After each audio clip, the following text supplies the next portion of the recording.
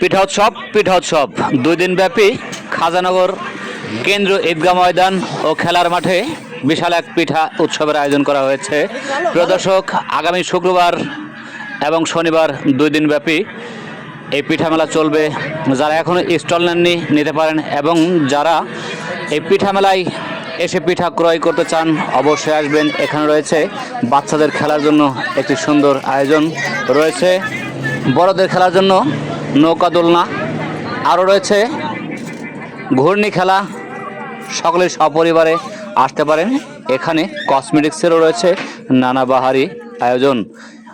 শুক্র ও শনিবার 2 দিন চলবে এই মেলা। সপরিবারে এসে ঘুরে যেতে পারেন এবং আনন্দ উপভোগ করতে পারেন।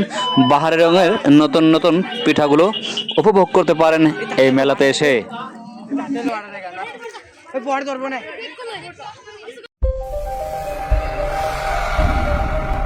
72 টিভি, সত্যের পথে অবিচল।